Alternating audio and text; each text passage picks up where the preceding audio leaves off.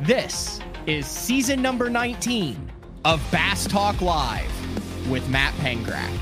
BTL is presented by Bass Cat Boats, Aftco, Strike King Lures, Sunline, Big Bite Baits, Spro, X-Zone Lures, Gamakatsu, The Bass Tank, Denali Rods, Pro Guide Batteries, Beatdown Outdoors, Shoreline Boat and RV Repair, and Omnia Fishing. Hit him with the hook, Jeffries. BTL coming at you. Welcome to a special edition of BTL Bass Talk Live, where we're going to talk about bass fishing. And yes, that is one of BTL's favorite guests there, Jonny Schultz from Fish the Moment and the Deep Dive app. Joining, I don't even know how to describe what we're going to do today, Johnny. We are going to solve bass fishing and get Matt a top 10 in Toledo Bend. That's what we're going to do. All right. Here's the long and short of it. This is a recorded show out of necessity because based on the Bassmaster Open rules, you have a 30-day off limits for being on the water, 28 to 30 days for each of the events. And then there's a 5-day off limit for information where you can gather information, whether that's calling your buddy who lives there and says, where are the exact waypoints that I need to go? Where's the exact brush piles that I need to fish? Whether that's just getting general information from guys who've fished there, whether that's getting analytical information that may assist you. Today, we're going to take a deep dive. I believe the movie came out, was it 2013, 2011, somewhere around that, with Brad Pitt, had to do about the Oakland Athletics. They had a budget that was subpar compared to the rest of Major League Baseball. And it was Billy Beane, if my memory serves me correct, who was the GM of the Athletics, who came up and there's some other people in the organization, but the term, what was the term, Johnny? Moneyball. And that was taking an analytical and numbers approach and not really going with what the scouts and what the eyeball test said as far as getting guys on the team. And he was concerned with getting overlooked guys who were valuable, who were more valuable than people valued them at. That's a really awkward way to say it. I'm sure you have a much more eloquent way to state it, Johnny.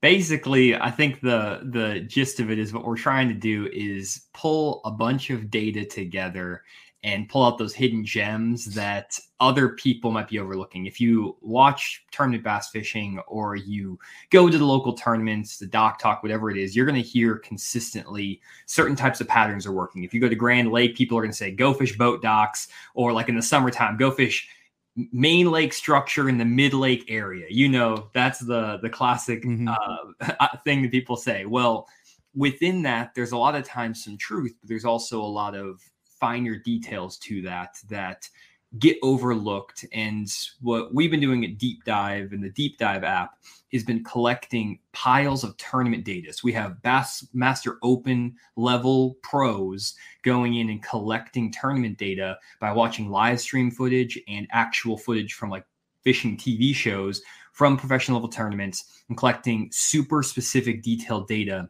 about everything that's happening. So basically what we're doing is we're going to, let's say, a Toledo Bend event from 2017, and we're watching the live streams, seeing where the guys were fishing, the section of lakes they were in, the water clarity, the types of cover they're fishing, structure, the baits, but also the day of that actual event. We're comparing what the water level was, what the wind was doing, what the current flow is like, whether it was raining or not, whether a front was coming through. And we can take all that data, compile it all together, and then come up with what are the best strategies and literally use analytics to determine at a high level, once you put enough data together, on average, what the trends are of like, what are the best patterns, what are the best techniques, what are the best strategies to go catch fish. And that's a very ambitious goal, but that's what we're working on right now at Deep Dive. And we've collected a pile of tournament data, and we're just now really getting into figuring out how to visualize it, how to get it to the user to help them catch more fish. one of the interesting things was we've been talking about this money ball theory. Both me and you are, I think, admittedly fish nerds, bass dorks, however you want to say it. Like, just really liked it. I'm gonna say you more so than me because you're smarter than me, so you know how to take like a analytical approach to it. I just like to randomly spew about it. But we had talked about this before the year. Like, what if I moneyballed the opens this year using the deep dive app data that you had collected? And we talked about this probably in December and January. And then the Eufaula Open happened the very first week of March. And you were interested to see what the data you had collected for Lake Eufaula in Alabama that time of the year, that region, would say based on how that tournament was won and how that tournament was top 10, because Bassmaster did such a good job of covering that event. And it was pretty shocking, wasn't it? Yeah, so I did a live stream before the tournament, so I have receipts. Like, you can go watch my Fishing Moment live stream and go watch my analysis, what we're actually going to do for Toledo Bend here in this episode on BTL. And using the data, I predicted the top 3 patterns in that tournament. I predicted the exact area it was going to go down in, the exact water clarity, structure, cover, bait, all of it. And even in the data, I was showing that on average, about 7 to 8 guys are going to catch him offshore that time of year. 2 to 3 guys are going to catch him up shallow. If you look at the results, 2 guys caught him shallow in the top 10. 8 guys caught him offshore. We had the exact areas of the lake that those guys, the shallow water guys, were further up the lake, which is what we predicted with the data. The guys on the lower end were catching them offshore on the offshore flats, shell beds, things like that, which is exactly what happened. So it was really cool to see the data basically nail it 100%. And there's a little bit of nuance that goes into that, because I didn't just take the data and just say, here's the data, this is what happened. I had to add a little bit of context of like my personal fishing knowledge, as well as some information from other tournaments and things like that. But once you put all that data together, you can get a really good picture of what's going to go down. And that doesn't mean you can just go catch them doing that. You still have to go find the shell beds, go find the schools of fish, go put them in the boat. But you can at least narrow down, these are the 2 or 3 really best patterns that you should be focused on. And then you can go at least attempt to go put them in the boat that way. It's got to be hard trying to do what you're trying to do because of, like you mentioned, how many uncontrollable variables there are out there. For sure. I mean, there's water level, there's current flow, there's all kinds of stuff. Water clarity changes. So it's like, yeah, we can make a prediction today, but if the lake comes up 9 feet over the next 2 weeks, Yes. I mean, what are we going to do about that? I did put some data together for Toledo Bend to say, if the lake does come up 9 feet, this is what you should be doing. So we can look at that. But the same thing is, if you just look at the data at one point in time in one situation, it's not always going to work out 2 weeks into the future. So you have to be constantly adapting and changing. And fishing is such a crazy sport because there's so many variables that come in. And it's kind of like I used to work as a demand forecaster for pizza, for DiGiorno pizza. And forecasting demand at a Walmart store is very similar to forecasting what the top patterns are going to be in a Bassmaster Open. You have all these variables that you can take in. There's historical data, there's trend data, there's seasonality data, all this stuff. And you can get 75 to 80% accuracy of how many pizzas are going to sell in Walmart. You can do the exact same thing with fishing if you get enough of the data. Up until this point, though, there wasn't enough data to actually do that. Now we do have that data because we've spent a really long time collecting it, put a lot of resources into doing it. And now we can actually get to a point where we're at the start line. This is really the beginning of this. We're just getting started. So if you guys do want to see our journey, download the Deep Dive app. You can go to deepdiveapp.com, go to the Apple App Store, Google Play Store, just download the Deep Dive app. You can see all of our tournament data in there. You can see our water clarity maps. We have all kinds of other maps we're going to be generating with like wind effects and water flow and all kinds of stuff that we're coming out with very soon. So part of what you're doing is you have all of this data. Yeah. And you're trying to figure out how to put it into a easy to use app. So you obviously have the app out there now. We had you on recently to talk about the water clarity and all that type of stuff, but you've got all this other information and you're trying to figure out, how do we get this into an easily consumable package that is beneficial.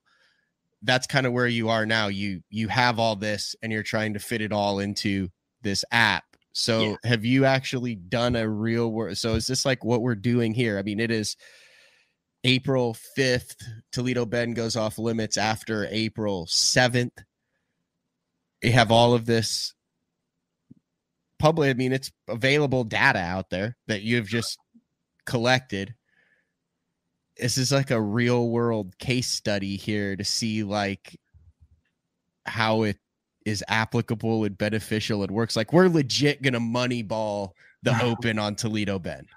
For sure. And we're going to take what we learned from this and what everyone is going to share with us, all the users of the app, and find ways to better present the data. So like right now I have the app pulled up in front of me. We have like a really cool map. You can't really see it here. I probably should be able to share my screen or something, but let me turn the light down a little bit. You can see my face as well.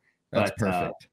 Basically what we have here, if we scroll in, you can see, if I kind of turn the screen, this is you're good. You're good. But you turn it, you can see that we have all this data visualized on a map, and we have like the first half of these creeks labeled, the second half of the creeks. You can come in here and you can tap on these parts of the creek, and if you tap on it, it pulls up a list of all of the, pulls up all the list of all the patterns. So here's all the patterns that worked in the back half of the creek on Toledo Bend in the pre-spawn. You can tap in here and it gives you the actual bait, the cover, the structure, everything that was linked in with that pattern. And it's visualized on a map, and you can go through time and you can actually scroll into the future. You can go into the past. You can see all of the information change on the map based on what the wind is doing, what the weather is doing, all these different things. So there's a lot of really cool stuff that we've put in there. The thing is that that's just one way to visualize the data. There's so many ways you can handle this data. So we're working on it day in, day out to figure out what's the best way to present it. Because we have so much, and this was just our first pass at doing it, but we're going to constantly improve and constantly take feedback from stuff like this and also stuff from the users. So it's an awesome journey, but it's so much to get your head around that sometimes it's hard to figure out what's the best way to present it to make it useful. And that's also what I'm trying to figure out is the best way to present this to the BTL listeners, because this is going to basically be a three-part series, right? Yeah.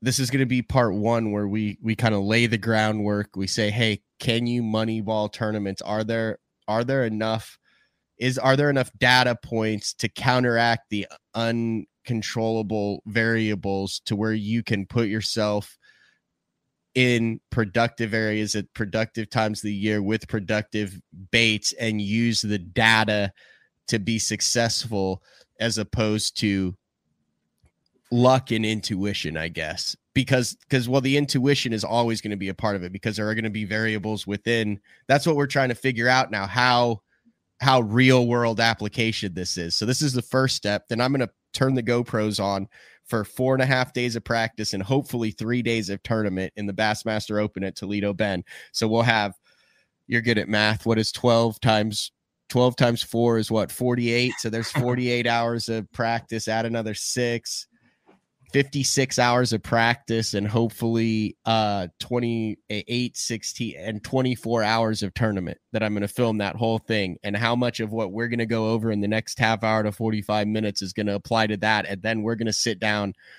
and have a recap where we look at the real world application compared to what we're about to go over and see how that kind of matched up in this event. And either we might be onto something really special, or it'll show you better ways to put this data into the app to help more anglers in the future. Fair assessment? For sure. I mean, right now it's like any forecast. You have to try the forecasting model multiple times before you get one that works. And so this is one of our first attempts. So even if this doesn't come out with the perfect result, that's fine, because then we can say, okay, well, what could we have done with this data to predict the actual result that happened? But what if it does? That's my thing. What if it does? We'd be 2 for 2 at that point. So at that point, if we got it right twice in a row, then I think we're really onto something. That'd be something. All right, you ready to get into this, Johnny? Let's just jump into it. There it is. So you have assembled a slideshow that's going to break down April 13th through 15th, the Bassmaster Open on Toledo Bend Reservoir 2023. This is what the data that you have collected for the deep dive app says is going to happen, where it's going to happen, when, why, how, the whole 9 yards. We're going to get into it. There's a lot to go through. So if you guys like data, you're going to love this. I'm going to try to keep it simple for those who maybe the data goes a little bit over their head. One thing I will say, Matt, after I left corporate, I didn't expect that I was going to have to make PowerPoints like this again, but I'm glad that I learned how to make them. You're really good at PowerPoints. Like must have had to do a lot in your previous job. I had to do a lot of PowerPoints with Mark. I worked with Walmart marketing for a year, and basically all I did was make PowerPoints of like a lot of pizza PowerPoints.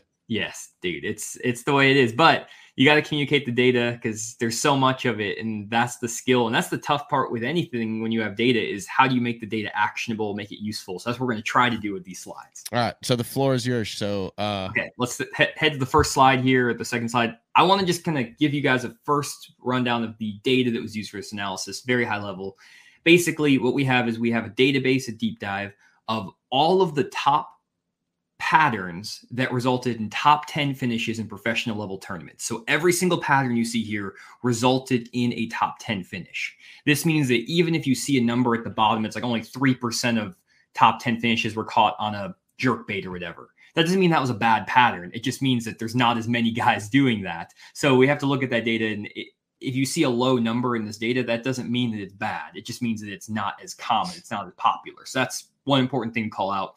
Everything in here, though, is top 10 finish data. So all of these are good stuff. Mm-hmm. Second, for this analysis, we cut the data down to the pre-spawn, spawn, and post-spawn. Based on the season we're in, it's April. There's probably going to be some pre-spawn fish still, maybe not that many, but a good chunk of spawning fish, and probably even more post-spawn fish. We have some data to kind of back that up that we'll show, which is cool. Also, for the actual lakes we use for this analysis, we tried to match lakes 90% to what Toledo Bend sets up like. So the characteristics. So the lakes have standing timber, they have offshore grass, they have a certain water visibility, they have a certain average depth. So we basically matched up lakes in our database to Toledo Bend at a 90% match. So we're using data that's as close to as possible to Toledo Bend. Plus, we do have some data from Toledo Bend specifically. And that means that we had 523 patterns to analyze for this analysis. 523, which is pretty good. Now, for an overview, let's do baits with top 10 finishes. So overall, high level, this is a combination of pre-spawn, spawn, post-spawn. Number one bait is deep dive and crankbait. Second, jerk bait, Texas rig, walking topwater, square bill. That kind of gives you an idea of what might be going down, just high level for baits. If we keep rolling, top covers, shell beds, standing timber, stumps, bushes, and bank grass. Shell beds is something that popped in the last event too on Lake Eufaula. Both Eufaula and Toledo Bend are lowland reservoirs, though they set up very different. We don't have Lake Eufaula in this data set because it's just very different from Toledo Bend. But shell beds are always a big deal this time of year on these lowland reservoirs. I know that's something you had some success with in the last Open as well, Matt. Absolutely. And like that's what your data said it would be. Yeah. Hard spots, shell beds. Hard spots, shell beds. And then for structure, you have rounded points, which are basically a combination of either like a shallow rounded point or an offshore rounded point, pockets, ledges, ridges / shoals, and flat banks. Those are going to be your top structures. So just to get these data points, this is taking 528, however many it was, and taking all of these top patterns. So I see what you're starting to do here. You're going to end up starting to narrow down the things where everything starts coming in common and overlapping with each other. And you're going to see common themes that you might not see with the naked eye if you're just following traditional patterns. And there's going to be things that emerge here that are like, holy cow, this is going to stick out like a sore thumb. And it's something that not many people are talking about, but over time, it has been a productive top 10 pattern. Correct. Yeah, we're basically saying this is the deal.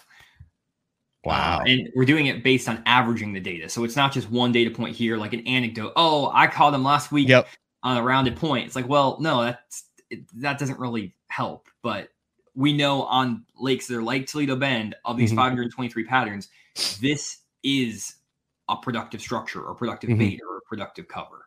All right. So structures. So this is all high level data. We're not getting anything crazy yet, but let's keep rolling. If we go to the next slide, here's just a general overview, just some high level data from these lakes as well. Shallow versus offshore. Shallow water, 59% of the top tournament finishes came up shallow, 41% offshore. So there's a good split there. And then from bass stage by month, in April, you can see that 69% of bass are post-spawn on Toledo Bend type lakes in April. 4% are pre-spawn, 28% are spawn. And then when you get into May, which is a little bit further down the road, 94% are post-spawn with a few spawners. So regardless, it looks like since we're in the middle of April for this tournament, April 13th, 15th, we're probably looking at the majority of the fish being post-spawn with a few spawners left, which one thing that tells me right away is that because you're fishing a Bassmaster Open, you have 250 boats. It's going to be a literal zoo, a circus, despite the fact that it's going to be a big lake. Toledo Bend's a big lake. Right. But guys are going to be going down these banks. They're going to be rolling around, and these sight fish are going to get picked off. And one thing I saw from the data that I'll kind of give a spoiler is like very few guys were able to compete with spawning fish, sight fish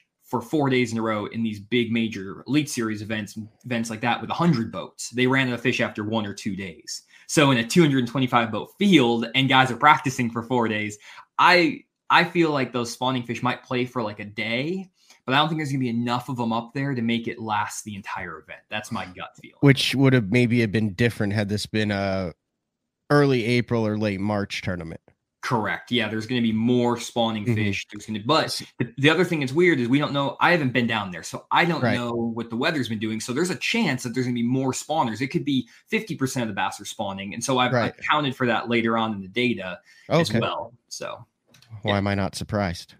Next up, major section of lakes. So we got lower end, mid lake, upper end. Mid lake is the main player with a kind of even split between lower end and upper end. So the mid lake is 50% of the starting to see a picture here. Yeah. And then minor section of lake, you have the obviously upper end, mid lake, lower end broken up by whether they're in the main lake, first half of creek, back half of creek. So if you're fishing on the upper end, you need to be in the back half of the creek. If you're fishing in the mid lake, you need to be on the main lake. And if you're on the lower end, you need to be on the main lake. So basically, if you're going to be fishing lower end, mid lake area, you should be focusing more on those main lake areas. And then if you're going to be on the upper end, you need to be in the back half of the creek, which is really interesting. It's kind of a strange outcome there. I wouldn't really expect that, especially in the upper end, but that's just indicative of these types of fisheries. And this is all data still based on those 523. Wow. Okay. Next up, I wanted to talk about shad spawn because shad spawn's a big deal this time of year. Whenever we get into April, the shad are going to be spawning. 20% of the top tournament patterns were shad spawn, 80% were not. This is a little bit skewed because this is including pre-spawn and spawning patterns. Okay. So if you just look at post-spawn specifically, there's going to be a higher percentage of shad spawn, but it's still not like the only thing you can be doing. Actually, I can pull up the data real quick. Just if I show, if I just focus, I have the data on my side. If I just do post spawn and I analyze this, it bumps it up to basically the shad spawn is, let's see here. It ups it up to 30%. So 30% of the patterns are shad spawn in the post spawn. So really, it plays, but it's not as major as I think people are making it out to be. Correct. I think a few guys are going to get on it, and it's definitely a thing where if you get on it, you're going to be able to catch a lot of fish really fast, get a big limit in the boat right away. And guys are going to do that, but I don't think it's one of those things that if you miss it, you're going to be out of the running. It's probably something you should try to take advantage of if you can, but if you miss it one day, again, it's not going to be make or break your tournament sort of thing. Okay. And then, one more thing on that, the water clarity of just upper end stained water, mid lake stained water, lower end stained to clear. So really stained water is what you're going to want to be looking for. Maybe a little bit of clear water on the lower end, but definitely that stained water is big. And it's interesting because if we look at the next slide, we have the water clarity map from Deep Dive. And this is the actual water clarity map. It's about a 1 week old map. The way we get these water clarity maps is we take satellite imagery of the lake. It's been so whenever you have clouds over the lake, you basically don't get a good water clarity image. So any day we get a satellite image where there's not clouds all over the lake, we get one of these water clarity maps, and it's accurate to a 1/2 foot visibility. So it's very accurate. And this will be updated as soon as you have a clear day. So by the time I go down to Toledo Bend, I'll I like I said, I just pulled it up and I saw that it was 1 week old. But you know, by the time that I get down there, you get a sunny day and it's going to be updated. I'm going to know. Yep. I got buddies using this on Grand, by the way, and they're like, you have no idea how much time this has saved them. Like I had one buddy who was like, dude, he goes, I was literally about to run from Duck Creek up the Elk. He said, and I pulled out the app and went, nope, Elk's blown out, and ended up going into Horse and catching them instead. And he's like, had it not been for the app that he heard about on the show, which is great for both me and you, he goes, I would have ran all the way up there. One of his other buddies did run up there, zeroed. Nice. Yeah. So this water clarity too, last time we were on here, we only had 5 lakes available. We now have 102 lakes available. Oh my gosh.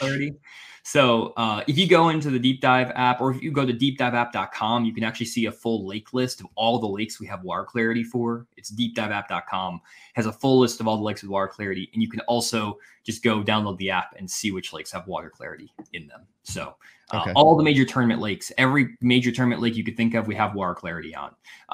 We even have it on some of the smaller lakes as well. But if it's a major tournament lake that's had a BFL or a Toyota Series or anything on it over the past 10 years, we have water clarity for it. Okay. Next slide. Yeah, keep going. Oh, so this is Toledo Bend, just at a high level. This is Toledo Bend only. So what I wanted to do is I wanted to break out the data just for Toledo Bend for the spawn and post spawn. Okay. Because that was what we saw from the last data, is that most of the fish are going to be spawn or post spawn. Okay. And I wanted to look at it just for Toledo Bend because there might be some differences in the data if you look just at Toledo Bend in those 2 seasons. That only gives us 80 patterns to look at, which is not as much. It's kind of like on the edge of like whether you want 30 sample points per season to make it statistically significant. That's like the concept. So we're right on the edge of like, this probably could work. It probably couldn't. So I'm not going to like put a ton of weight into this data, but it is interesting to look at. So if you compare this, so Toledo Bend only to all lakes similar, you can see that the top 3 baits are the same regardless. There's just a little bit of a different distribution. And that could just be the fact that we don't have as many data points. Maybe the tournaments were more skewed towards spawn on Toledo Bend. I think that one, maybe that Porosnik one, there was a ton of spawning fish. So maybe the Texas rig were 7 out of the top 10. Yeah. So that's why we want to take the data at a higher level. We want to get more sample points because then we can average it out and we get rid of that like bias towards one event that was dominated by one technique. But it's still kind of interesting to look at. Next absolutely. Up. Yeah. So, I mean, if you look at that 2 match, just so you know, like if you go back up to the baits, Texas rig, jerk bait, deep dive, and crankbait, that's going to be your bread and butter. If you wanted to look at it high level, if you're going to put money on what baits are going to dominate this tournament, it's going to be probably those 3. I mean, there's a lot of baits out there. So now you've kind of narrowed it down to those 3. Yeah. And then if we look at the cover is a little bit interesting because shell beds don't pop on Toledo Bend, but I know there's shell beds on Toledo Bend. I know guys catch them out there. I know it's a big deal. I just don't think that maybe it's being exploited as much on Toledo Bend. And it also, again, might just be a sampling kind of, we didn't get as many, maybe it was more of a pre-spawn spawn, or maybe like more of a spawn thing on Toledo Bend. If you look at Toledo Bend only, it's like stumps, bushes, bank grass. That's more of like your spawning, correct, fry guard or stuff. Standing timber, though, does pop, and offshore grass is also something that plays for sure, which didn't pop in the other lake types. But I still think that regardless, we should probably be putting a little more heavy weight on the 523 sample data versus Toledo Bend, but it still is interesting to look at. Yeah, so shell beds, stumps, and standing timber. Yeah, shell beds, stumps, standing timber. And offshore grass, specifically if the grass is good that year, which is something I don't know. I don't know if the grass is good. Yes, it is, from everything that I've heard. Okay, that's good to know. Okay, so let's keep rolling. Structure, ridge, shoal, pockets, flat banks, ledges, ditches. So pretty similar. The only thing it didn't pop was rounded points. One thing on Toledo Bend, interesting. You do have a lot more ridges and shoals than you do have rounded points on Toledo Bend. So that's something to take in mind. Ridges and shoals versus a rounded point, they're very similar. The thing with a rounded point is basically it's a flat point that runs out in the middle of the lake. A ridge or shoal is a really narrow, long point that sticks out in the middle of the lake. So they're kind of the same thing, but you're going to have to maybe adjust a little bit. A little bit more precise on a ridge or shoal than a rounded point. Correct. So that's that pop there, which I thought just a geographical feature based on location of where it is geographically. Yeah, but it's the same concept. The fish will set up the same way. They'll do the same thing. The behavior will be the same. It's just the structure you look for on a contour map. Yeah, and then the ditch makes sense because I'm assuming those might. I mean, that would be the lowest there because those fish are going to move out of the ditches to spawn. Correct. And then some of those fish get post-spawn in those ditches as well. And then they go out. So that's why it plays a little. Okay. Yeah, the offshore grass kind of adds that factor in there. I gotcha.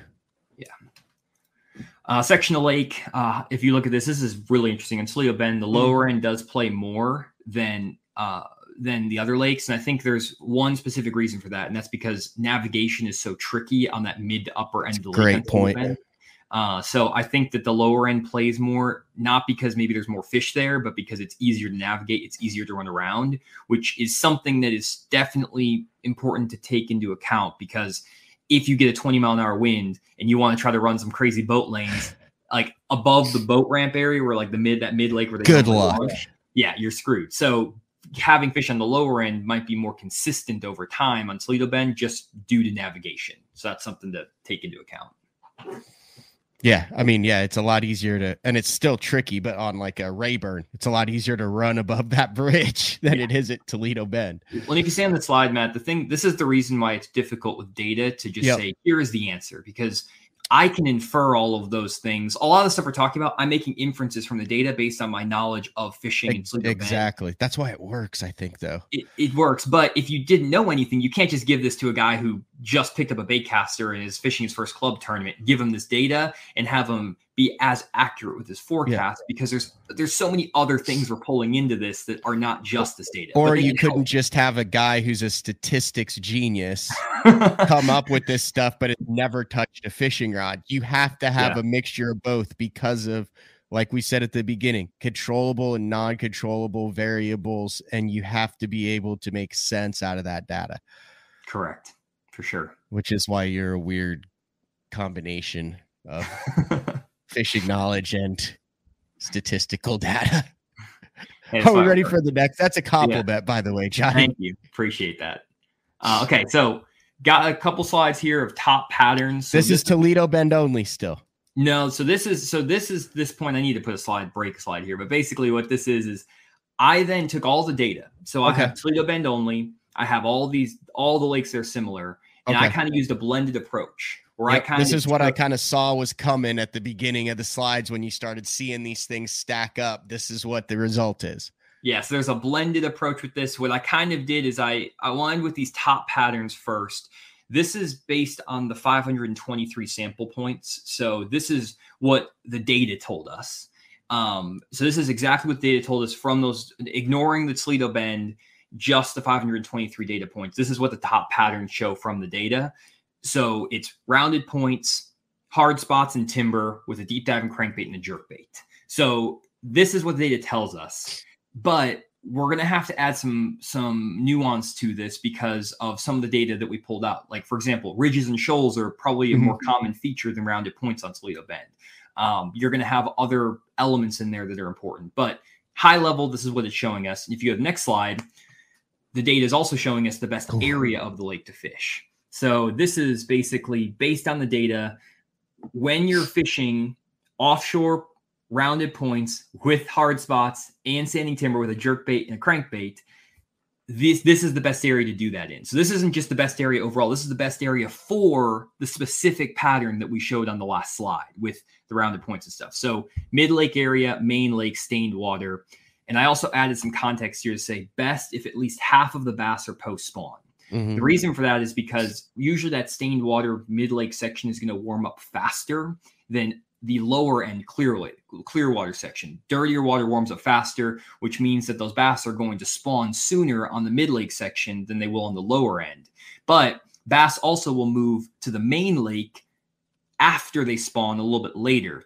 When they first get post-spawn, they're going to go to the first half of the creek, then they're going to move to the main lake after. So basically what this means is that if you're going to make this pattern work, you need to have at least half the fish in the post-spawn stage so that they've had time to get off the beds, move to their first stopping point in the first half of the creek, and now they're on their second stopping point still post spawn, but main lake stopping points. And then their third stop is going to be their summer holes. So it's a little bit tricky on this because, like, if most of the bass are still spawning, this pattern probably will not play. And it's going to slide down, right? I mean, you're going to want to be a little bit further south than this because they're not out there yet. Yeah, or they're just going to move into the creeks more. So they might be in the first half of the creek versus the main lake. And it might be the exact same thing. It's just fish the first half of the creek, not the main lake, because they're a little bit delayed in their staging. Mm-hmm. But this is a section of the lake that I need to look at.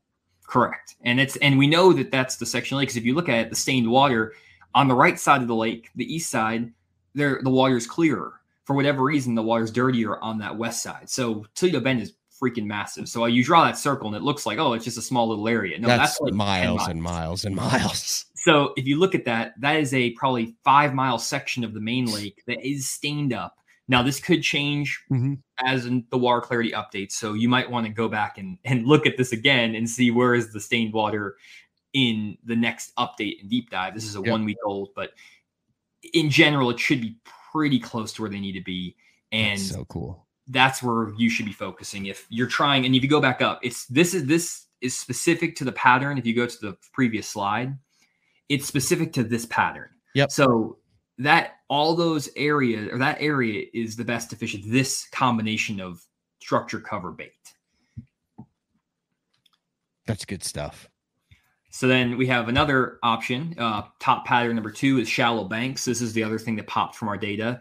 This is basically going to be your spawning fish and your fry garters. This would be the second most productive pattern. And I didn't show all this data and analytics. I did all this in like pivot tables and charts and cutting the data. And I couldn't show it all on slides. So some of this is like, I did a lot of data analytics on the back end and put my own intuition into it. And that's what came to this. So this isn't like strictly just straight from the data that I showed earlier. Some of this I had to like do a lot more work on, but I couldn't show it all in the slides because otherwise people would get bored. So anyways, got pockets, stumps, bank grass, Texas rig. And if you go then to the next thing, you can see best area is going to be lower end, first half of the creek, clear water. Now for this, I would say this is best if the majority of the bass are still spawning. So if you have like 60% of the bass are still spawning, for whatever reason, the spawn was delayed this year in Texas or whatever it was, you're going to be wanting to be in the first half of the creeks, not the back half, which is interesting because you could waste a bunch of time in the back half of those creeks. And also you want to be in the clearer water, not the stained water. The back half of those creeks are really stained up, it seems like right now, on the lower end, or more stained up than not. So being in that first half of the creek, clear water, you can even see that there's some of those creeks that are on that east side that the first half of the creeks are stained up. They're not clear. And so you can just ignore those creeks completely and only focus on those ones I've highlighted that would work with this pattern. Okay, now we got Matt-specific data. So that was high level just from those 523 data points. Now we're getting a little bit more specific. So Matt, we want you to catch fish. We don't care about what the data is telling us overall. We want Matt to be the one that goes and catches these fish. So I have now tailored all this data where I did a blended approach of the Toledo Bend data plus the 523 lakes, all the patterns that are similar, plus Matt's strengths to give him the best patterns for him. So it's like I took all of it together, I mashed it all together and came up with these patterns. So with strengths, Matt, I said, if you go back, you want to skip the slide because you don't want to talk about it. But strengths, we got the spinning rod, live scope, sight fishing, and flipping bushes. Those, you're Oklahoma guy, you can flip bushes. Those are your strengths. Weaknesses, grass fishing. And I also think that you try too many patterns, which I think is a consequence of you being the host of BTL. You talk to pros every day and you hear all these awesome techniques and patterns and you're like, dude, I gotta try that. That's fair. So I think that we need to narrow you down to a couple things that match your strengths and keep you away from the grass. The grass will be a player. There's going to be shallow bank grass. There's going to be offshore grass. If it were me, Matt, and I was going to give you advice, I would say, do not even throw at a piece of grass the entire week you're there. Okay. Ignore it. There's enough to cover without it. Okay. Okay. Based on the data, there's enough to cover without it. Correct. If it was 80% grass, I'd say go fish grass. But you're able to say that because you have the data from all of these points, from all of these lakes, from Toledo Bend, from all around, from other lakes that have grass, and say this time of the year in the maybe a little bit pre-spawn, but primarily spawn, primarily post-spawn on these types of fisheries. There are top 10s consistently turned in without focusing on grass, even though all the guys you might say, hey, man, you need to be around the grass. You're saying data showing you don't need to be around the grass. If you look at every single tournament that's ever happened, Matt, there's always a couple guys who do something that's off the wall that's not the thing. And this is not even off the wall. This is like probably 50% of the guys are going to be doing this. So it's not even off the wall. But like, if you don't have to go do something that's like your weakness, I mean, I wouldn't do it. So, okay. So I've broken this up to a couple things. One, shad spawn strategies. So one thing that's cool about the data we collect, we have the Opens guys collect this. We have them mark every pattern to say, was it a sight fishing pattern? Was it a shad spawn pattern? And did they use live scope or not? So you can actually go through in the data, and on my side, we can't do it in the app quite yet, but on my side, I can like filter everything down to say only live scope patterns, or not only patterns without live scope, or only shad spawn patterns. So based on the data, what I've seen for shad spawn, this is gonna be the first hour of the morning, early morning stuff as the sun's coming up.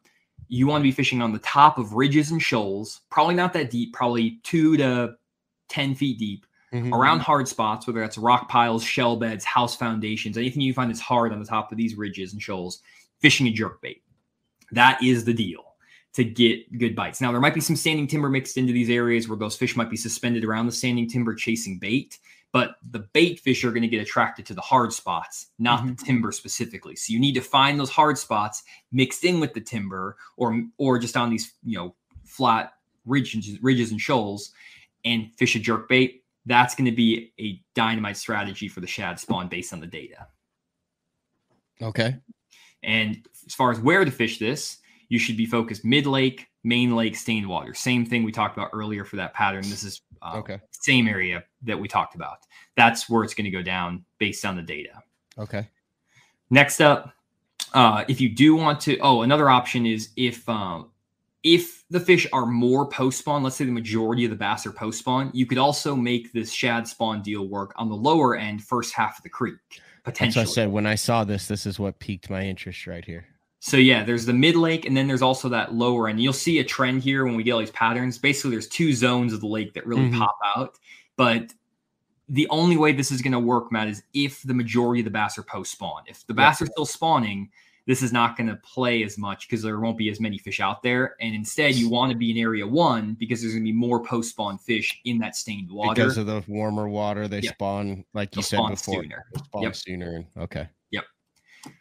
Next up, pattern number 2 is offshore schools. So depending on how things have progressed throughout this year, there's going to be some offshore schools of fish. Some of them are going to be related to those shad spawn areas, those same ridges and shoals, but they might just drop off after the first initial feed in the morning. They might take a couple hours, 2-3 hours, adjust, then move back to a specific hard spot or a specific little, one cast deal.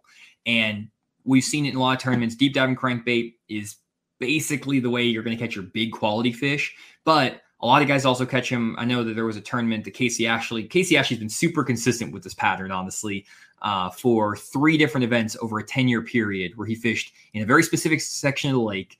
He was fishing these hard spots on ridges and shoals. And he was catching them deep diving crankbait, football jig, Carolina rig. That was like his deal. And he was taking advantage of the shad spawn fish that we showed in strategy 1.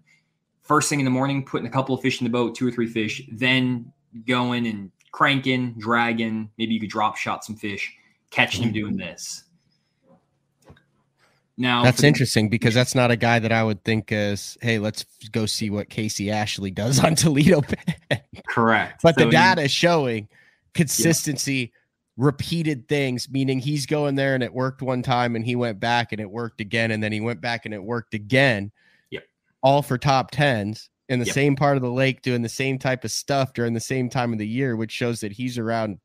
I mean, he's around where they live. Correct. And this is a pattern that's nice because it's not shad spawn dependent. Yep. So for this pattern, shad spawn enhanced. Enhanced, yes. So there's a couple of places this works. One, the lower end main lake. This is if those fish are pretty post spawn. So KVD did this pattern where he actually won the tournament doing this exact thing. And he was fishing ridges, shoals, some ledges as well mixed in. But that was a little bit later. That was like May 1st, I think, was the tournament. So the fish were almost all post-spawn. So depending on the weather and everything, if there's more fish post-spawn, you could make the lower end main lake stuff work. But there's another area, if you skip ahead, that if those fish are not as far along, this is where Casey Ashley did all of his damage those years when the tournaments were more in April and like early April. Is mid-lake, first half of the creek, stained water. Now, right now, there's only 2 creeks with stained water in the first half of the creek in that zone. So literally, those are the 2 spots. And actually, that top circle there is the exact spot where Casey Ashley, he was leading the tournament, or maybe not leading, he was like in the top 3 or 4. He had 23 pounds off of a ridge or a shoal, throwing a football jig and a crankbait in that exact spot, like that exact zone right there. Really? And that was when the majority of the bass were still spawning. So the reason that this works when the majority of the bass are still spawning is because you have stained water. So this area warms up faster. Plus, you're in the first half of the creek. So these are the very first fish to pull off of the beds and get offshore. So this is like their first staging area. So if those bass are like, a lot of them were locked down in the beds on the lower end, you can come up here and you might be able to find these first schools that just group up and you can absolutely smash them. Now, one thing I will say is you want to make sure you're fishing deep on these fish, because whenever those fish first pull offshore, right after they spawn, they might be as deep as 30 to 35 feet deep. So don't be afraid to fish that deep on these fish. You could catch them really deep out here doing this, but there also will be some fish up shallower on tops of the ledges and ridges and stuff. Wow. I mean, dude, if you look at the rest of that map, I mean, you're talking about what, 180,000 acres, and you've got 2 little circles on that. I mean, that's good stuff there, Johnny. Yeah, it's pretty cool. The data is awesome. Strategy 3, sight fishing. If you do want to sight fish, I know it's one of your strengths. Yep. One thing I would recommend, since you're not a grass guy, is try to avoid all of the pockets and stuff that have grass everywhere. The thing about Toledo Bend is there's grass in a lot of these places, but there's also pockets and creeks that are devoid of grass. Yep. And it seems like one of the really key patterns, especially one that Dean Rojas and some of the guys have used, is they fish around isolated stumps. And the bass will spawn around those stumps. Now, other guys like Jamie Hartman in one of the tournaments was fishing in holes in the grass and sight fishing around these holes in the grass and finding beds there. But because you're not really a grass guy, I would say focus on those stumps instead, because you're going to be able to probably feel a little more at home, a little more comfortable with that. Okay. And Texas rig was the top bait there. Texas. I mean, really just whatever sight fishing. Drop shot. Yeah, whatever you want to do there. Yeah, you're just sight fishing. Lower end, first half of the creek, clear water. That's the deal. So if you kind of see a trend, you're basically looking at the mid lake, first half of the creek or main lake, or you're looking at the lower end, first half of the creek, main lake. And on the lower end, you want clear water in those. On the upper end, you want stained water. Those are kind of your zones that are playing. Yeah. And I think that the decision you're going to have to make on that is you don't want to probably have to run from the lower end to the mid lake and run both in one day. So it all depends on which stage the fish are in the spawn. How far along are they in the spawn? How far along are they into the post spawn? That's going to be your determination of which of these strategies. Or which using the data, I mean, I could say, hey, the spawn is not the spawning fish are not going to last for 2 days. So depending on possibly my boat jar, I've taken this data, I've identified where my spawning fish are. Even so, maybe day 1 I run down and I do that. And then day 2, I ease off in that mid lake area. I've had 4 days of practice. I've identified some very consistent productive patterns that might be overlooked based on water clarity and location. And then I target those post spawn fish on day 2. Perfect. I mean, that's a great strategy too, because you can take advantage of both and you're not beating up your same fish for 3 days in a row, which is nice. Yep. Now, one thing about it is from a tournament perspective is if other guys are on those holes, if you get on a really good offshore hole, you might want to stake a claim on some of that stuff too. That's the tricky part. So like, I think a lot of the guys that did well in Eufaula are East Texas guys who fish Toledo Bend for fragrance. I think they will be on the juice here as well. And I think a lot of the stuff that I'm talking about is not going to be a surprise to people who are really good tournament anglers out there. But it's also really cool to see that the data is backing it up. Correct. Well, and also it narrows it down for you. So there's probably some areas there that aren't going to get completely destroyed. And we'll talk about strategy for you and practice and stuff after. So we'll keep rolling here though. So that's the spawning. High water. So let's say the water's up super high. Let's say it goes up 6 feet and we get a monsoon, it rains and it goes 6-7 foot. Water starts flooding in the bushes. The way that a lot of guys have caught them in the past in those situations is flat banks, flooded bushes with a flipping jig. Yep. And the area of the lake for that, which is interesting if you look at it, is the upper end. So the upper end now starts playing. Now, the reason the upper end plays, I think, in this situation is that when the water gets up like that, navigation up there is a lot easier. So you can run around a lot easier, which is nice. And also in that situation, you have a lot more flooded bush options, I think. And so it seems like the fish aren't in the real dirty water up there. They're still in the stained water, first half of the creeks. And there's really not that many sections of that. So if that water comes up rapidly, even during the tournament, you could potentially just take a gamble and just go run those first half of those creeks and just run up there and just go for it, even if things are like kind of flipping some bushes. And you might get on, because those fish are not going to be as pressured as the fish down the lake, because it's hard to navigate there. They're not going to have a lot of fishing pressure. So if you get on a good stretch of bushes, you might be able to just crush them because those fish have been untouched in those areas. I like it.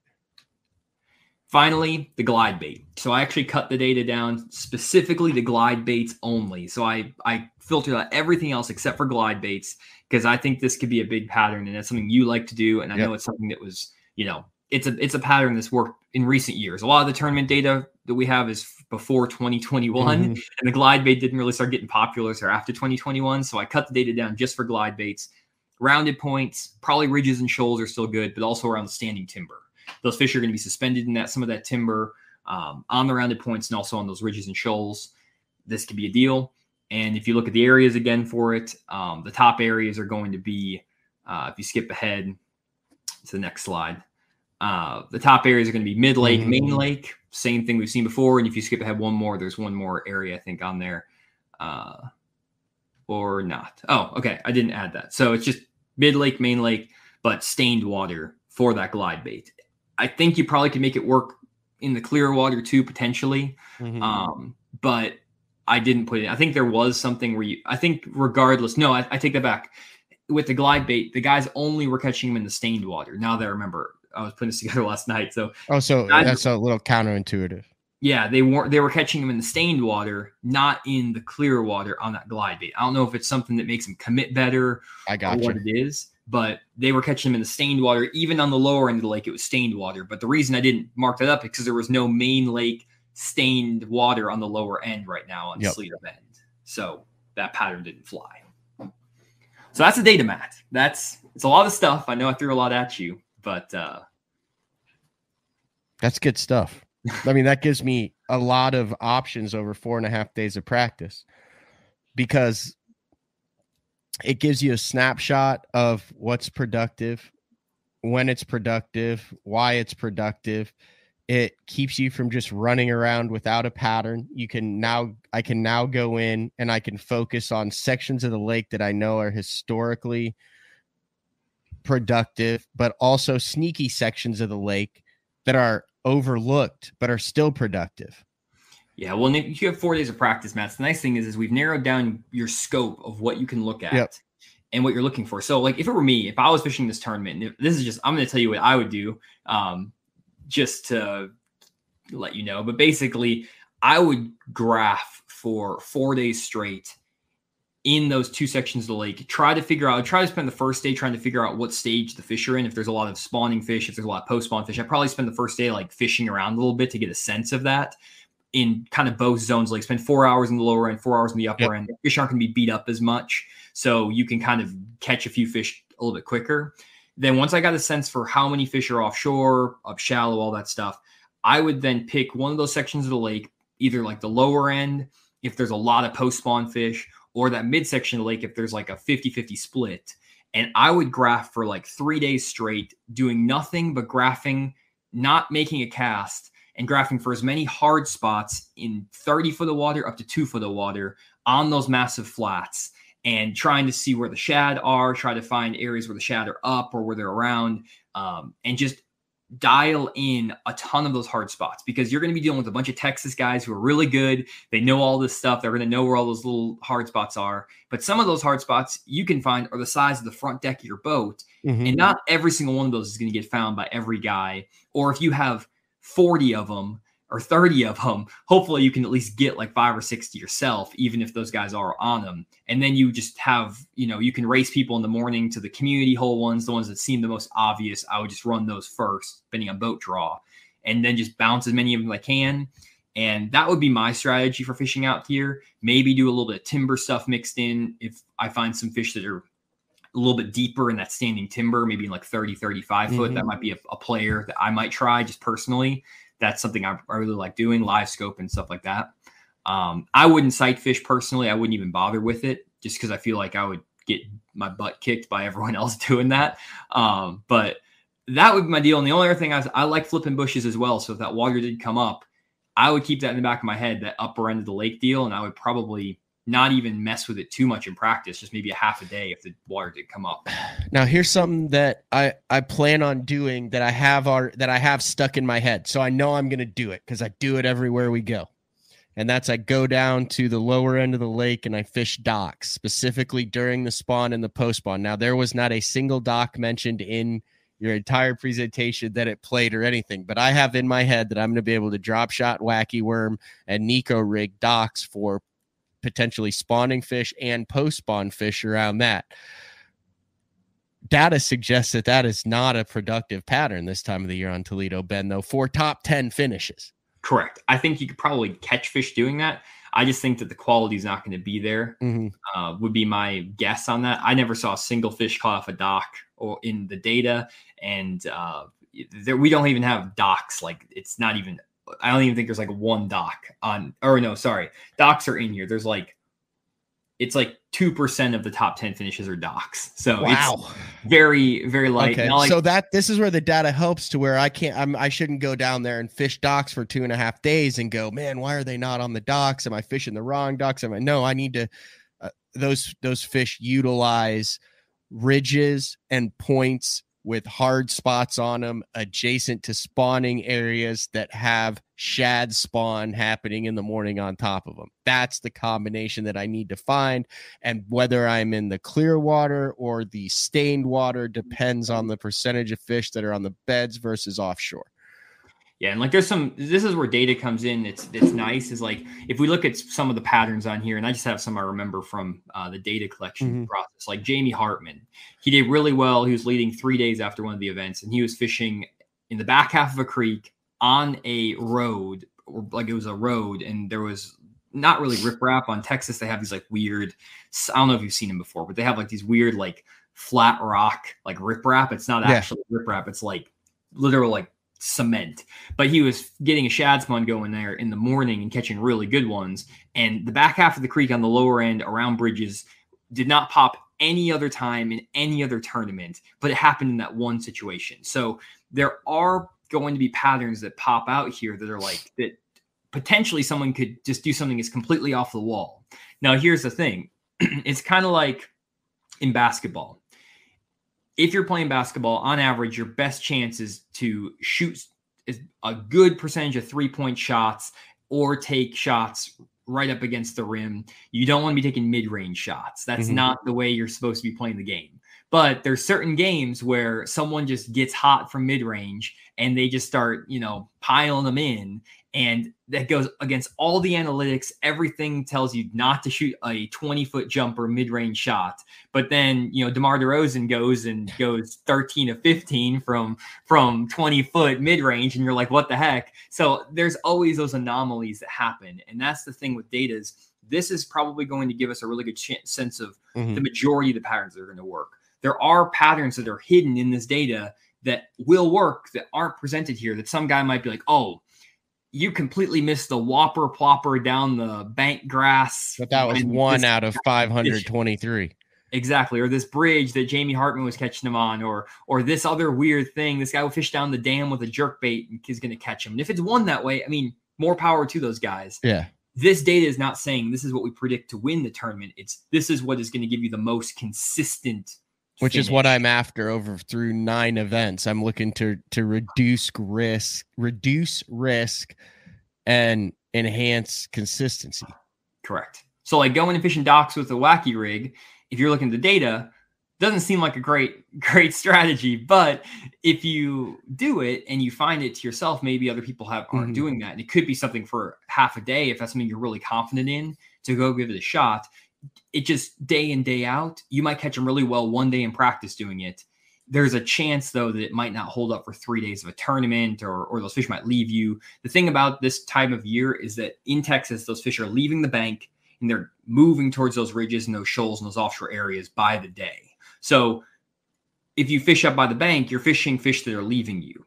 Especially if you start catching really well in the beginning of practice, those fish may be gone by the time practice is over, versus if you get offshore on those ridges and shoals and things like that, even if it's not going great day 1 of practice, by day 4 of practice, 4 days, that if you get 4 really warm days, those fish might be pushing out to you every day. And by the 3rd day of the tournament, those fish are reloading.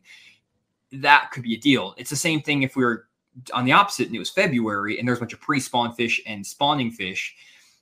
Maybe if we're getting a big warming trend, the data might suggest that you should be fishing all these pre-spawn areas, but we may say, hey, because of the weather, maybe going and fishing some of those first spawning areas in the upper end of the lake with the dirty or stained water could be a big player. So that's where all that nuance comes into the data of, like, you can't just say, this is the data, this is what's happening. You have to take the conditions into effect, the weather, all those things. That's good stuff. And basically, so in a rounded sense, you're packing all of this information into the app too. So when you click at the beginning of the show, like when you click on that little data point that tells you what you basically did, that app is, you just explained what the app is showing you too. Correct. Yeah. And we have a map. We actually have section of lake highlighted on this map. It looks really bad on the screen. I apologize. No, it looks good. But yeah, you can see it all. And then you click on the circles and it tells you what the pattern is. Correct. For that. And the section of lake is highlighted. So you have like the first half of the creek, back half of the creek, main lake. We actually marked up those sections of the lake, which is nice. Now my camera is all wonky. And then on top of that, you can go in and we have filters. You can actually filter the map. So you can change the season, the fishing style, the species, the lake level. So you can actually go in and filter all the patterns like I can do in like a Microsoft Excel. We give you the ability to filter down those patterns.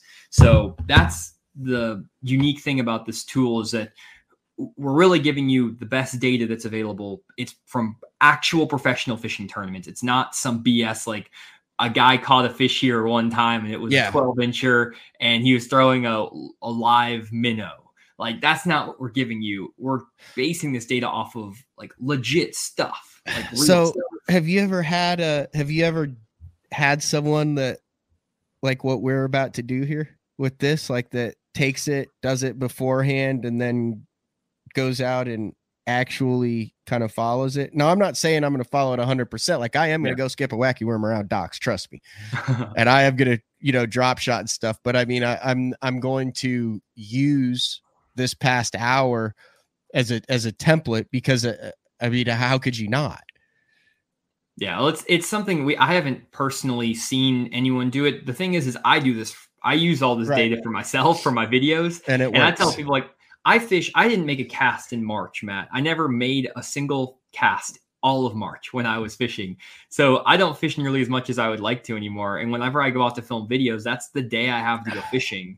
I might fish 2 times a month sometimes. So I use all of this data. And I tell you, like, when I go fishing, I use my electronics a lot, where I will graph for 3 to 4 hours before making a cast a lot of fishing days. And I will use this data plus all my information, and I will gather more information with my electronics to determine what the fish behavior and mood is. And that increases my probability of catching fish and making videos so much higher that, like, I would say I catch a limit 8 to 9 out of every 10 fishing trips when I go fishing, regardless of the lake I go to, because of all this data, because of the graphing, because of my approach. And I'm fishing in the middle of the week. So I'm not saying this is like, I'm not saying I'm Kevin Van Dam over here. I might be Kevin Van Dam of a Tuesday on Beaver Lake, but like it's different when you fish in these opens and stuff like that. So I'm not saying that I would light the world on fire anywhere else. But what I'm trying to say is that using this data, I've proven, is if you combine it with knowledge of fishing and time on the water, can be very valuable. Now, it can also be hurt. It can hurt you if you're trying to follow these patterns and you've never caught a fish offshore before on a crankbait on a hard spot. And you try to go do that for 4 days and you have no idea what you're doing with that. That could actually hurt you more than help you. So if we were doing this analysis, let's say for, I don't know, there's guys like, let's say John Cox. I'm not saying that John Cox can't catch him offshore, but that's just not his deal. He fishes shallow. Mm-hmm. So I could go in this data and I could filter out every single offshore pattern and only pull up the shallow water patterns for John Cox. And we could give him a detailed game plan of the section lake and all that stuff and completely ignore every offshore pattern. Now, we don't necessarily know if that's the best for everybody, but for him, that is the most effective way for him to do well in the tournament. Just like we filter out all of the grass patterns for you. So I like it. So I'm going to, like I said, I'm going to record everything that I do. We have this data, this game plan that would come up, and then we'll put it together into a package. I'm not exactly sure how we're going to distribute it, but this is stuff that I find absolutely fascinating. I think it's going to be a really cool experiment. If you guys do want to check out any of the data, check out the water clarity maps, anything like that, you can download the Deep Dive app at the Apple App Store, the Google Play Store, or you can go to deepdiveapp.com. You can find all the links there. You can find a lake list of all 100 lakes we have with water clarity. We have 100 plus lakes, 120, 130 lakes that we've marked up section of lake on, and we're adding a ton of new features. I'll be sharing more features. We have some stuff, Matt, that's coming down the pipeline that I'm so excited to share that will even make it more specific on which areas you need to be fishing. Like we have this really cool, I'll kind of spoil a little bit. We have a map of every single point where water flows into a lake across the entire lake. So like if you go to Grand Lake, it'll show every single creek that has a runoff area on it and how much runoff it's getting. So you can actually dial it in to say, show me all of the areas where you have a lot of runoff happening or a decent amount of runoff or no runoff. And you can actually see that, or you could see here where all the runoff points are. I'm going to go fish the areas where there's no runoff points. That's my pattern. Or I'm only running spots where the runoff points are. So those are just like data points that by themselves may not be that useful. But if you add them with water clarity, section of lake, with all the tournament data, it can get pretty awesome. You can narrow down lakes very precisely with that data. I mean, you have the most comprehensive history as far as top 10 finishes over the last 15 years out of anybody on earth. Like there's literally no one else who has more tournament data at their fingertips than you do. Like you are the number one Uno guy in the world, right? Yeah, and I mean, there's some companies that have done it in the past that have tried this, and I think the challenge they had is they didn't get granular enough with the data. Mm-hmm. That's the one thing I saw is that like we really wanted to not just solve the bait cover structure question, we also wanted to determine the section of the lake. That is the most valuable piece of information in this. 100%. It's where to go, and that's where we really focus our attention, because if you can get in the right 1 mile section of the lake on a given day, it doesn't really matter if you're throwing a crankbait, a spinnerbait, you can't catch what's not there. That's what I've always said. It doesn't matter. You could have the most dialed in, and that's what, you know, a lot of it's focused on the bait, but I mean, like, you can't catch what's not there. Correct. And the bait, if you notice, we didn't really talk about the bait all that much. No, because it's not the bait is the window dressing. Correct. Like, yeah, it makes the difference, but I mean, you need, like, in order to have the paint job and the rims and the fenders and all that, you have to have a transmission and an engine and all that. And like, no one's ever like, look at the transmission on that car. But like, without that, you're not seeing that car because it doesn't exist. Exactly. Well, it's just like, not sexy. Yeah, if you go to like, there was a pattern that people probably would be like, oh, this is super cool, where Kevin Van Dam was catching him on a hair jig on Toledo Bend. I throw hair jigs. It's like my number one bait year round. I throw a ton of hair jigs. But Van Dam was catching him cranking, and then he was throwing a hair jig. And I'm sure everyone was like, oh, that hair jig was a secret weapon. No, the secret weapon is that he found schools of 7 to 9 pound bass on a ledge with a small shell bed the size of the front deck of your boat. And he knew what to look for on the side imaging to find that. And he caught a bunch of fish on a bunch of different baits. And yeah, you have to rotate baits. And that's part of the process, is rotating through baits, finding stuff that's unique and different. That's like the last piece of the puzzle. And everyone starts there. And we took a complete, I mean, from my YouTube channel and everything, I always focus on location, but a deep dive, we completely took the opposite approach to that, where we said, let's solve the problem of where to fish first. And we'll give you a little sprinkling of what to fish, but you can go watch literally hundreds of thousands of YouTube videos about which baits to throw, and everyone has their own opinion. There's not that much information, really any information about which is the best section of the lake based on conditions that change. And like our sections of the lake stuff, it varies by weather. It varies by current flow. It varies by water level, all these different things that take into account, plus seasonality, plus the types of structures that you might find in those areas, plus lake characteristics. I mean, it's very comprehensive. So it's really cool stuff. And it took a lot of time, a lot of effort to put together, but it's something that we're really proud of. It's good stuff, Johnny. Good stuff. I do want to ask you about your hat before we bounce here. Oh, yeah. Is that your new tackle company? New tackle company, Core Tackle. I like it. Yeah. Matt, Stefan, and I, we came together, and we have a couple of really cool baits that we've designed. You could show them if you want. Do you want to show them? Yeah, I got one here. This is the hover rig. Basically what it is a play on it's the hover strolling rig that people have had, where it's basically a 90-degree jig and people were inserting nail weights into baits. The problem with that is that you will lose like 30 tungsten weights a day, and your hooks fly out, you lose your baits. So the way that this bait works is you can actually rig it. And the way you rig it is you take the bait that you have here. This is just a little big bite baits bait, and you slide it a 1/4 inch above the head of the worm, and you go in not straight through the head, but a little bit before, and then you slide it all the way up.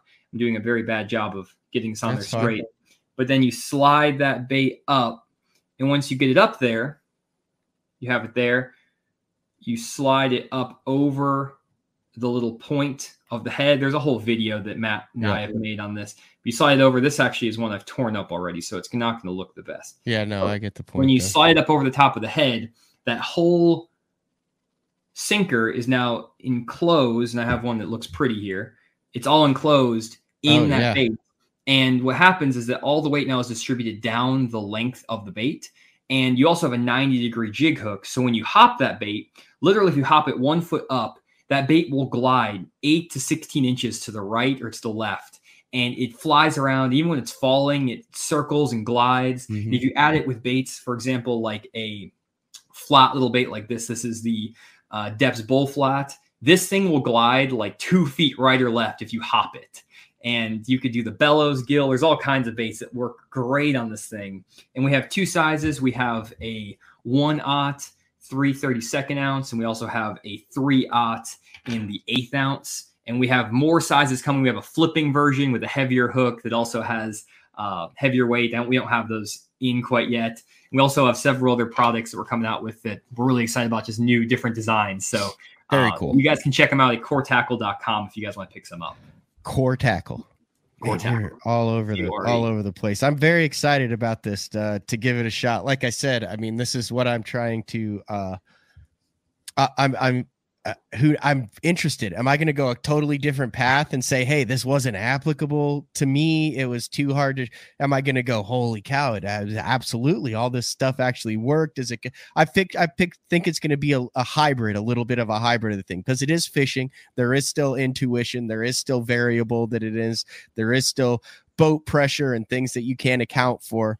But I think as a whole, well, we'll just have to see. Yeah, we'll have to see, because I'll have 80 hours of footage about it. One thing I think is going to be interesting as well is that it'll be cool to look at the results after the fact, since we're filming this beforehand.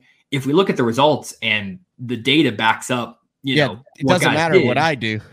That's also valuable. And it's like, okay, Matt, you missed the ballpark here. Yep.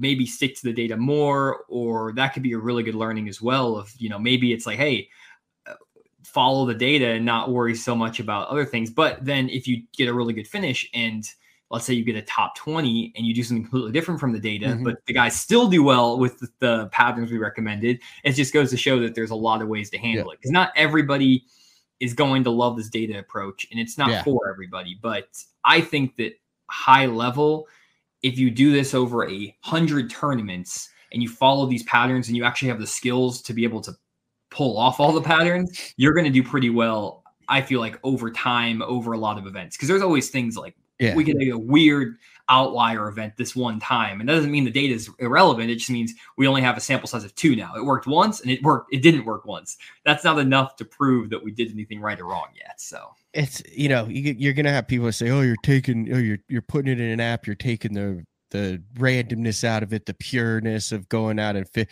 Listen, they do this in every single other sport, whether you punt or go for it on 4th down, whether you intentionally walk the guy, how you're in bowling, like your shot, your serve, and every other competitive sport, they have analytics and data behind it that determines what to do. Yep. It's no different in fishing. And there's a billion more variables in fishing, I feel like, than in a lot of those other. In golf, whether you go for it or not, like look at what Bryson DeChambeau has done with the analytics as far as club length and going with it versus the driver and all sorts of crazy stuff. Well, the thing that's interesting too is you could give the data that I have and you could give it to 10 different guys and 10 different people are going to go into 10 different things with it. Yeah. Because they have their own preconceived notions or biases, what they're good at, what they're not good at. So the one thing about the data too is it helps take away some of the, like, okay, I think some of the guys maybe around here who are saying, oh, this is not cool. They might fish a 500-acre lake every single day their entire life, where if you go out to Toledo Bend, it's 180,000 acres, and you're trying to break that down in 4 days, and you don't know the lake super well. Yeah. You've only been there a couple times. That is absolutely just overwhelming just to name a few things, like the number of patterns that you could do. I mean, just the combinations of patterns that we have in the data that seem right. There are like, I don't know, just cover structure, bait combinations. There's like 300 potential patterns that have had top 10 finishes over the course of this thing. So it's like, if you take a bait cover structure combination, those 3 combinations together, you have 300 different patterns. Now, some of those patterns might be ridges and shoals with shell beds, and one has a football jig, one has a crankbait. But so there's not like all those, but that's still a ton of similarities. But yeah. And like, you can't in 4 days fish every major section of the lake, every minor section of the lake with every structure and every cover. It literally is impossible. You can't do it all and effectively cover it all and figure out the pattern. So you could narrow it down just by guessing, which is fine, or you can use data to be a little bit smarter about it and not waste a ton of time. You still need a lot of skill and a lot of on the water knowledge, just like guys talk about with live scope. There's a ton of guys who have live scope on their boat who do not know how to use it and do not catch fish with it. But there are guys who know how to use it and they catch a bunch of fish with it. So, I mean, it's a tool just like this is a tool. And if you use it properly and you get the value out of it, it's extremely valuable. But it could also potentially be detrimental if you use it the wrong way, just like live scope is detrimental if you use it the wrong way. That's good stuff. All right. So next time we see you, we'll know how this all went down, Johnny. Yeah, I'm excited. Best of luck, Matt. Don't spend 3 days of practice skipping a wacky rig. At least give the data a little bit of a try. Oh, I wouldn't do this if I wasn't going to give it. I'm not going to give it a little bit. You're going to get to see in practice. That's the beauty of this. You're going to see in practice incrementally how this breaks down based on this data. I'm excited about it. It should be really good. It'll be fun at the very least to analyze it, and we're calling our shot here, so hopefully it works out. But again, if it doesn't work out, man, I appreciate that. Right. For better or worse, we're gonna learn something. We're gonna be better. So excited. Yeah, we're definitely gonna learn something, and it's a new frontier. And like I said, one of the reasons why I like partnering and working with you is, dude, you freaking bring it, and you are dedicated to it, and you believe in it. It's good stuff. The only way to do it, Matt. All right, we will talk to everyone later. This has been another edition of BTL with Jonny Schultz from Fish the Moment and the Deep Dive app. We'll talk to everyone later. See ya. See ya.